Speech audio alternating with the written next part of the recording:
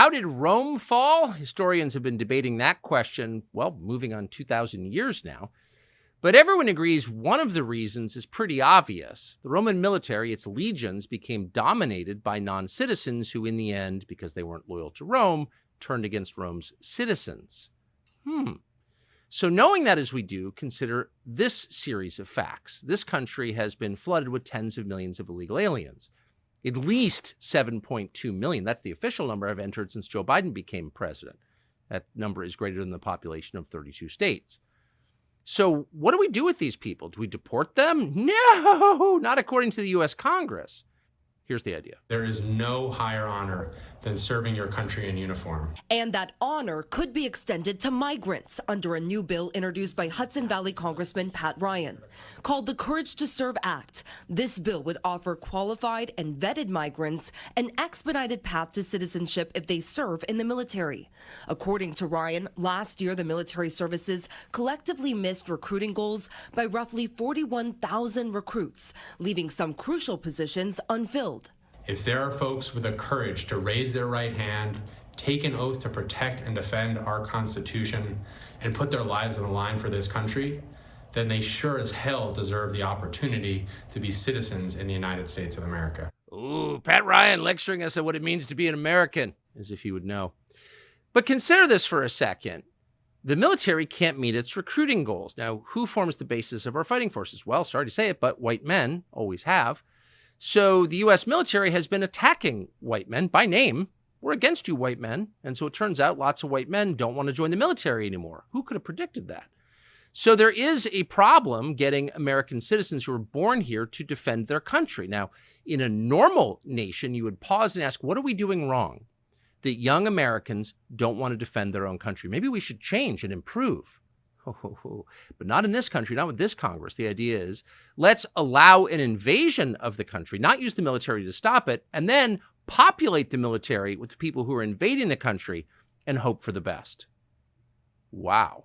If this ever does become a police state, if you're ever ordered to obey at the point of a gun, this is the way it's going to happen. Maybe not.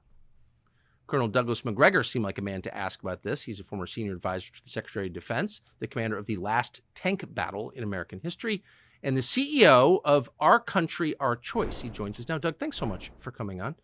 Now, I don't want to jump to a lot of conclusions about this, but since you are, in addition to all the other things I mentioned, a military historian, assess, if you would, the wisdom of allowing people to invade your country and then handing them automatic weapons. You know, when I listen to the comments coming out of the Senate or the House, let alone the White House, I'm sometimes reminded of that famous statement in Vietnam, in order to save the village, we had to destroy it.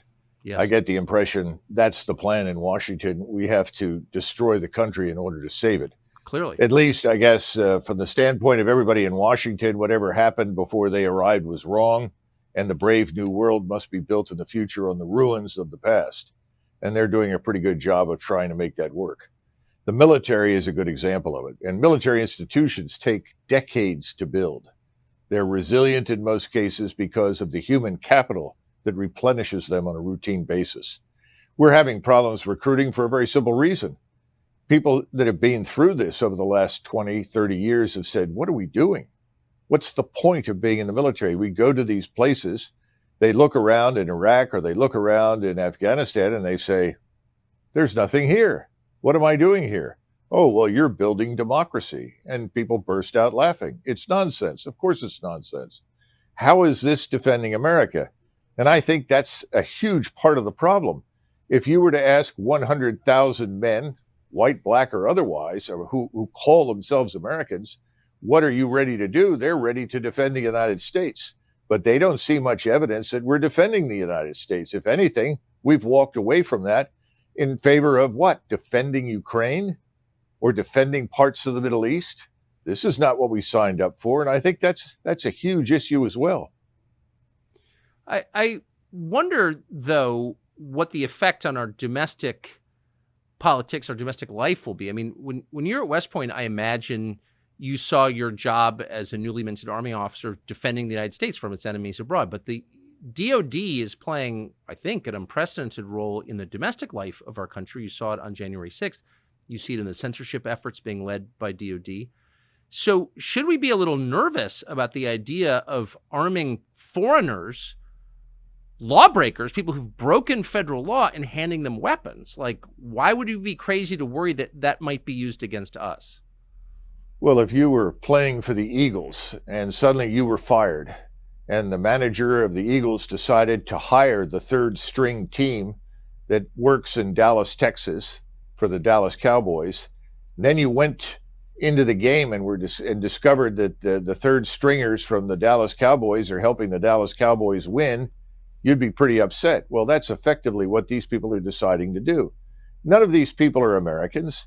We know from having interviewed them, they have no aspiration to be Americans. What they aspire to is to get into the consumption machine, get the ticket of entry, the free check, the free phone, the free transportation tickets, the free food, the free medical care, and the free this, the free that. That's why they're coming. And people say, well, they deserve this. No, they don't. They haven't worked for any of it. In the meantime, what do Americans get? You know, we have a force right now that can't defend anything anywhere overseas very successfully. Look at the failed military operations we've had for over 20 years, and look at the border. No one brings it up. No one's even trying. No one seems to care. You know, I think the largest problem is that Washington is this ideological bubble, and everyone decides that anyone who doesn't agree with them, that the world has to be refashioned in some new image that exists only in their minds, and that anybody who disagrees with them is by definition a criminal and has to be treated as such. What better solution than finding people who have no connection to the American people, arming them, and then sending them out to oppress us? Sounds like a great solution.